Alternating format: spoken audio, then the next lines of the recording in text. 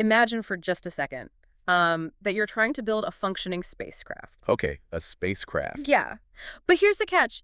You have never seen a blueprint. You haven't, like, been taught the laws of physics or anything, and you're working entirely alone in a cave. Right. So impossible, basically. Exactly. But against all conventional logic, the ship you build doesn't just fly. It travels faster and further than anything the top engineers in the world have ever even conceived of. Wow. I mean, it sounds like the origin story of, like, a comic book character or something. Just a mind operating entirely outside the boundaries of human knowledge. It really does. But today, we're actually exploring a reality that mirrors that exact scenario. Welcome to today's deep dive. Glad to be here. So we have a massive stack of sources today. We're looking at a really comprehensive biographical and mathematical overview of Srinivasa Ramanujan. Ah, yes. A legendary figure. Our mission today for you listening is to basically extract the ultimate aha moments from a man who, well, he essentially pulled advanced mathematics out of thin air. He really did. We want to figure out what his story reveals about the true nature of knowledge and, frankly, genius.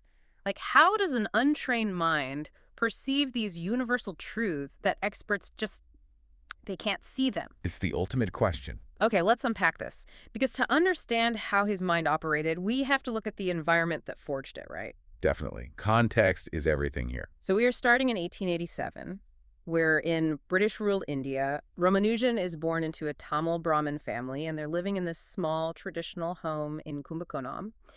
And they are living in deep, deep poverty. Right. I mean, the environment was incredibly resource scarce, Right. but the mathematical anomaly that he presented, it was apparent almost immediately. Even as a kid, right? Yeah. By the age of 11, he had completely exhausted the mathematical knowledge of 2 college students who were renting rooms in his family's home. Wait, 11 years old? 11. And by 13, he had mastered advanced trigonometry totally independently. He was already discovering complex theorems on his own. Just completely disconnected from the global math community. Exactly. Entirely isolated. But the crucial spark, the thing that really sets him off, happens when he's 16. Yes, the book. Right. He gets his hands on this library copy of a book by G.S. Carr. It's called A Synopsis of Elementary Results in Pure and Applied Mathematics. And the structure of that specific book, that is the key that unlocked Ramanujan's unorthodox brain. How so? Like, what was different about it? Well, it wasn't a standard textbook. You know, it didn't walk the reader through the logic of how to solve a problem step by step. Okay. It was essentially just a compilation of about 5,000 theorems with almost no proofs provided. Just the answers. Just the final equations, literally. Let's pause on that, actually. Yeah. Because the concept of a proof is super foundational here. Oh, absolutely. In math, a proof is like the logical scaffolding, right? It's the step-by-step argument that takes you from a basic assumption to a final, undeniable conclusion. Precisely. A proof is how a mathematician actually demonstrates that their answer is correct. It's the show your work part. Exactly. It's show your work, scaled up to a professional academic level. And Carr's book basically stripped all of that away. It was just a catalog of final answers. It's like, okay, it's like someone trying to become a master chef, right? But they're only reading a list of ingredients. They never see the recipe steps. They never learn what a stole even is. That's a great way to put it. You know what the final dish is supposed to look and taste like, but you have to invent the underlying physics of cooking entirely on your own just to recreate it. And because he lacked those formal recipes, the proofs, Ramanujan had to forge his own neural pathways to reach those mathematical conclusions. He had to rewire his own brain. Exactly. He rewired his brain to leap straight from the problem to the answer, totally bypassing the standard logical stepping stones that every formally trained mathematician relies on. Which is just wild to think about. And stating incredibly complex mathematical results without ever showing the derivations, that just became his lifelong habit. Which is fascinating, but, it completely torpedoed his conventional life. Oh, yeah. It was a disaster for his schooling. He becomes so intensely focused on this bizarre method of independent research that he literally fails his college exams. In English, in Sanskrit, in physiology. He loses his scholarship. Yeah, he actually runs away from home at one point, and he's living on the absolute brink of starvation. His isolation was this profound double-edged sword. On one hand, it caused him immense academic failure and physical suffering. Real suffering. Yeah, he had no degree, no money, no traditional prospects at all. But intellectually, his mind just wasn't boxed in. Because he hadn't been taught what the academic establishment considered, impossible, he wasn't constrained by traditional mathematical He paradigms. didn't know the rules, so he didn't know he was breaking them. Exactly. He was free to explore dimensions of numbers that formally trained mathematicians wouldn't even think to look at. Which sets up this massive collision course because you have this isolated college dropout, right? He's working as a clerk at the Madras Port Trust for like 30 rupees a month. Doing math on a literal slate chalkboard. Right. And he knows he's seeing things no one else is seeing, and he desperately needs a mathematical peer who can actually read his notebooks. So he starts writing letters to British academics. And those initial attempts went exactly how you might expect. Not well. Not well at all. Yeah. He sent his papers to two prominent professors, H.F. Baker and E.W. Hobson. And they returned his work without a single comment. Just completely dismissed him. Totally ignored him. But then, in January of 1913, he sends a 9-page letter packed with unproven theorems to G.H. Hardy at Cambridge University. Yes, a major turning point. And Hardy is like one of the most prominent, rigorous mathematicians in the world at this time, right? Oh, absolutely. Top of his field. So Hardy opens this letter from this unknown clerk in India and just sees page after page of alien-looking formulas, just bizarre assertions about infinite series and continued fractions. And just to give you a sense of what Hardy was actually looking at, a continued fraction is a mathematical expression where the denominator of a fraction contains another fraction. Okay, so a fraction inside a fraction. Right, which contains another fraction, and it can potentially go on infinitely. That sounds like a nightmare to calculate. It is complex. Yeah. It's a way to represent irrational numbers, numbers that can't be expressed as simple fractions like pi with incredible precision. Gotcha. But Ramanujan's continued fractions were wildly complex. They connected seemingly unrelated mathematical concepts in ways that looked almost nonsensical to a traditionally trained eye. Okay, here's where it gets really interesting, though. I have to push back on this narrative a bit because something doesn't add up for me. Sure, what is it? If this letter was just 9 pages of alien equations with 0 proofs, why didn't Hardy just throw it in the trash like Baker and Hobson did? That's a fair point. Right. Like, in a pre-internet era, how does a Cambridge professor distinguish a once-in-a-century genius from a random person writing literal gibberish? That is actually the pivotal question of this entire story. Because it just seems so unlikely that he would even read it. Well, Hardy didn't just blindly trust the alien equations. He needed a Rosetta Stone, basically, an anchor of credibility. Oh, okay. So there was something familiar in there. Exactly. Amidst all the wildly unfamiliar theorems, Hardy recognized a few formulas. Like what? Specifically, he saw a result concerning the convergence of a certain series that had already been determined by a mathematician named G. Bauer back in 1859. And Ramanujan had just independently rediscovered it. Yes, he rediscovered it entirely on his own. So because Ramanujan got that one obscure known theorem correct, it validated all the rest of the crazy stuff. It provided the context Hardy needed to trust the unknown. Hardy realized that no one could accidentally stumble onto Bauer's theorem while just writing gibberish. That makes a lot of sense. As Hardy later concluded regarding those wildly unfamiliar continued fractions, he said they, quote, must be true because if they were not true, no one would have the imagination to invent them. Wow. If they weren't true, no one would have the imagination to invent them. That's a brilliant way to look at it. It really is. So Hardy is convinced. He knows he's holding lightning in a bottle here. But to do anything with it, Ramanujan has to cross the globe to Cambridge. Which was a massive, monumental hurdle. Right, because of his background. Ramanujan's Orthodox Brahmin upbringing strictly forbade overseas travel. I mean, crossing the ocean meant losing his caste. It wasn't just a longboat ride. It was a huge cultural taboo. He only agreed to leave for England after his mother had this vivid dream, right? Where the family goddess Namagiri commanded her not to stand in her son's way. That's the story. And when he finally arrives in Cambridge, we see this incredible collision of two brilliant but fundamentally opposite minds. I can only imagine. Ramanujan was deeply religious. He relied almost exclusively on intuition. He famously stated, "An equation for me has no meaning unless it expresses a thought of God." A thought of God, wow. Yeah. He claimed to have literal visions of blood drops, and he'd see the goddess Namagiri unfolding scrolls of complex mathematical content right before his eyes. And then sitting across the desk from him is G.H. Hardy. The exact opposite. Literally. A staunch atheist and what his peers called an apostle of proof. Yes. For Hardy, mathematical rigor was the only religion.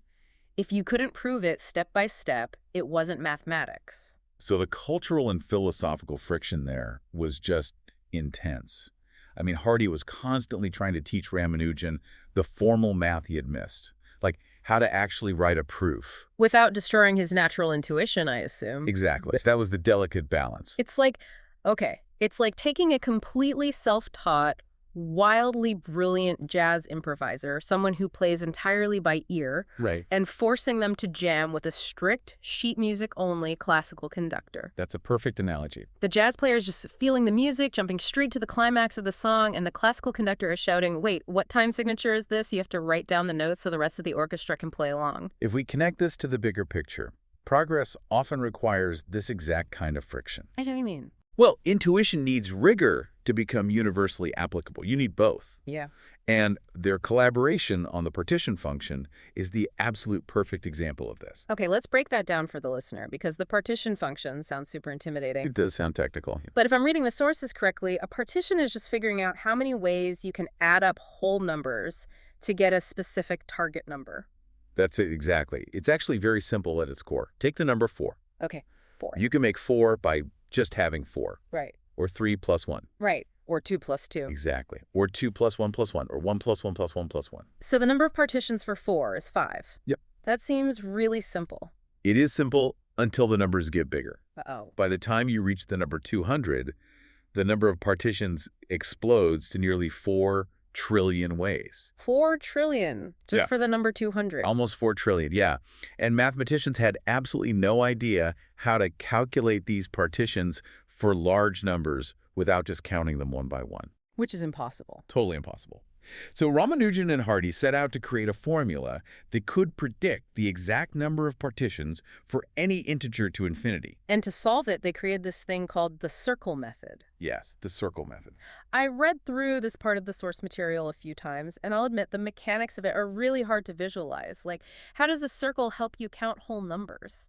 It's tricky, but imagine you have a massive, complex landscape of data, but you only care about specific, isolated peaks within that landscape. Okay, peaks in a landscape. The circle method uses the boundary of a circle in the complex plane, which is a continuous, smooth curve, to enclose and analyze the behavior of functions near the edges of that circle. So you're drawing a boundary. Right.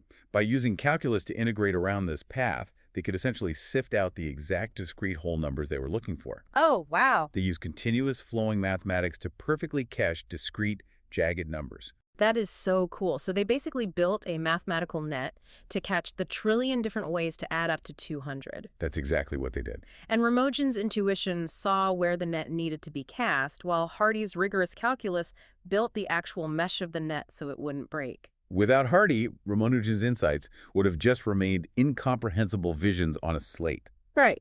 But without Ramanujan, Hardy would never have had the raw, otherworldly material to build those mathematical roads in the first place. It's the ultimate partnership. But this incredible output came at a massive physical cost. It really did. The sources paint a pretty grim picture of Ramanujan's time in England. I mean, it's World War I. Rationing is in full effect. Food was scarce for everyone. And Ramanujan is struggling immensely to maintain his strict vegetarian diet in a country that barely has enough food to begin with. Plus, he's working obsessively. He would sometimes forget to eat entirely. And his health just deteriorates rapidly. He ends up confined to a sanatorium. And it's during this really dark period that we get one of the most famous anecdotes in all of mathematics. Oh, the 1729 story. Yes. It perfectly encapsulates how Ramanujan viewed the world. So Hardy goes to visit Ramanujan when he is sick in the hospital. Okay. Hardy walks in, feeling kind of awkward, and he bluntly complains that the taxicab he rode in had the number 1729. Classic Hardy. Just awkward small talk. Right. And Hardy remarks that it seemed like rather a dull one, and he hoped it wasn't a bad omen. And Ramanujan is lying there, right, severely ill.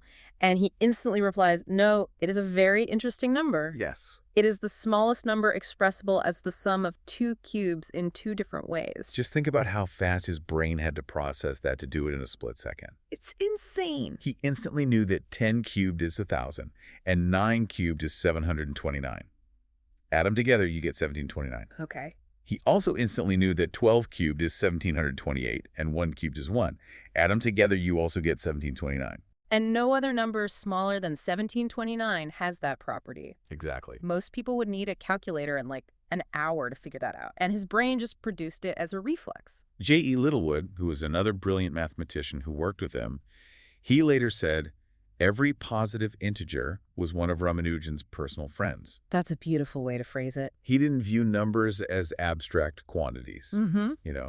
He recognized them as distinct entities with unique characteristics and relationships. But sadly, that genius couldn't save his body. No, he couldn't. The mental and physical toll combined, and it led to a suicide attempt where he actually threw himself in front of a train on the London Underground. Just incredibly tragic. He survived, and Hardy actually intervened with Scotland Yard to keep him out of prison. But finally, in 1919, his health is so completely shattered that he returns to India. And he dies there the following year, at just 32 years old. 32! It's just devastating. And the tragedy of his early death is really compounded by a medical analysis that was done decades later in 1994. Right, because at the time of his death, he was diagnosed with tuberculosis. Exactly. But the 1994 analysis of his medical records, looking at his specific symptoms, it strongly suggests he actually had hepatic amoebiasis. Which was what exactly? It was a complication from episodes of dysentery that he had suffered years earlier back in India. And the truly heartbreaking part of that finding is that if he had been properly diagnosed, hepatic amoebiasis was a completely treatable and curable condition at that time. A simple misdiagnosis robbed the world of decades of his mind. Which brings us to a major question for today. When he died at 32, did mathematics stall? Or are we still playing catch-up to the equations he left behind? Oh, we are absolutely still playing catch-up. The sheer density of what he produced in such a short time is staggering. Really? Even today? Yes. In 1976, a mathematician named George Andrews found what is now known as Ramanujan's Lost Notebook in the library at Trinity College. The Lost Note? Yeah, it contained 87 pages of unorganized, incredibly complex material from the last year of his life in India. Mathematicians have spent the last 50 years just deciphering those final scribbles.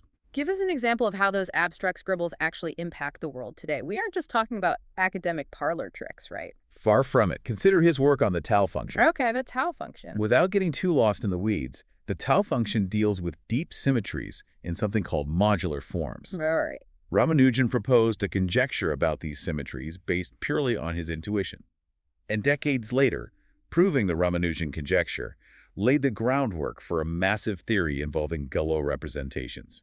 Which do what? They essentially map the hidden symmetries of algebraic equations. Wait, symmetries of algebraic equations, isn't that the exact framework Andrew Wiles used in the 1990s to finally prove Fermat's last theorem? Exactly. A problem that had stumped the brightest minds on Earth for 350 years was finally solved, in part because the mathematical architecture Ramanujan envisioned decades earlier. That is mind-blowing. His ideas permeate modern physics, the theory of black holes, and even the highly complex algorithms used by computer scientists to calculate pi at unprecedented speeds today. It really puts into perspective how uniquely powerful his intuition was, especially compared to the established academic elite at the time. It does. The mathematician Paul Erdős once passed on a personal rating system that Hardy used to rank mathematical talent. Oh, I love this part. It was on a scale from 0 to 100. And Hardy, who was considered a titan in the field, gave himself a 25. A 25 out of 100. Right. He gave his brilliant colleague Littlewood a 30. He gave the great German mathematician David Hilbert an 80. And Ramanujan. Ramanujan received a 100. Wow. Hardy recognized that Ramanujan wasn't just better at mathematics. He was fundamentally playing a different game. Which brings us all back to you listening right now. Ramanujan's story is the ultimate reminder that you don't always need the traditional pedigree, you know. Absolutely not. You don't need the pristine resume or the proper educational background to uncover profound truths. Yes, structure and rigor are important to translate those truths to the rest of the world. We saw that with Hardy, providing the mathematical scaffolding. Right. But viewing a problem from a completely isolated, unorthodox angle isn't inherently a weakness. Sometimes it is your greatest superpower. Ramanujan didn't know the rules, which meant he didn't know the boundaries of what was supposedly impossible. There is a really compelling thought from the theoretical physicist Freeman Dyson that captures the enduring lesson of Ramanujan's life perfectly. What did he say? Dyson once noted that whenever he receives letters written in an illegible scrawl from obscure places, from people entirely outside the scientific establishment. He always makes a point to read them. Just in case. Exactly. He reads them because he hopes, against all odds, that he might be opening a letter from another Ramanujan. And in today's hyper-credentialed world, a world of absolute information overload where algorithms and gatekeepers instantly filter out anything that doesn't look professional or formatted correctly, it leaves you He wondering. really does. How many Ramanujans are alive right now? How many brilliant, world-changing insights are we actively ignoring simply because they don't arrive with the proper pedigree? It's a profound question. Keep your eyes open for the scroll.